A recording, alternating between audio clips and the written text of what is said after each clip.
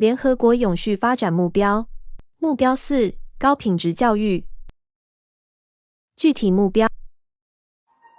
4.1 到2030年，确保所有男女童完成免费、公平和优质的中小学教育，并取得相关和有效的学习成果。4.2 到2030年，确保所有男女童获得优质幼儿发展、看护和学前教育，为他们接受初级教育做好准备。4.3 到2030年，确保所有男女平等获得负担得起的优质技术、职业和高等教育，包括大学教育。4.4 到2030年，大幅增加掌握就业、体面工作和创业所需相关技能，包括技术性和职业性技能的青年和成年人数。4.5 到2030年，消除教育中的性别差距，确保残疾人、土著居民和处境脆弱儿童等弱势群体平等获得各级教育和职业培训。4.6 到2030年，确保所有青年和大部分成年男女具有识字和计算能力。4.7 到2030年，确保所有进行学习的人都掌握可持续发展所需的知识和技能。具体做法包括开展可持续发展、可持续生活方式、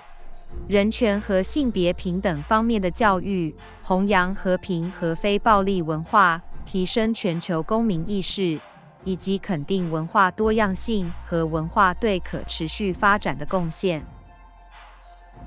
4.A 建立和改善兼顾儿童、残疾和性别平等的教育设施，为所有人提供安全、非暴力、包容和有效的学习环境。4.B 到2020年，在全球范围内大幅增加发达国家和部分发展中国家为发展中国家，特别是最不发达国家、小岛屿发展中国家和非洲国家，提供发达国家和其他发展中国家包括职业培训和信息和通信技术、技术、工程和科学课程的高等教育入学奖学金。4.C 到2030年，大幅增加合格教师人数。具体做法包括在发展中国家开展师资培训方面的国际合作，特别是最不发达国家和小岛屿国家。应对2019冠状病毒病。联合国教育、科学及文化组织正开展一系列应对倡议，包括对全国和地方范围内的学校停课情况进行全球监测。为了保护儿童的福祉，确保他们能够继续学习，教科文组织于2020年3月发起新冠病毒全球教育联盟，汇集了多部门的合作伙伴，包括联合国大家庭、民间社会组织以及媒体和信息技术合作伙伴，旨在设计并部署创新的解决方案。他们共同帮助各国解决教学内容和网络连接方面的缺口，并在这一突然而空前的停课期间，为儿童和青年提供包容的学习机会。具体来说，全球教育联盟旨在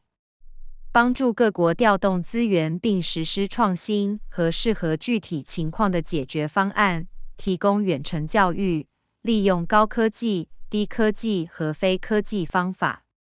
寻求公平的解决方案，实现教育普及，确保各方的应对协调一致，避免重复工作，协助学生在学校复课时返校，避免辍学率激增。联合国儿童基金会还扩大了在145个低收入和中等收入国家的工作，以支持政府和教育合作伙伴制定快速的全系统响应计划，包括替代学习计划和心理健康支持，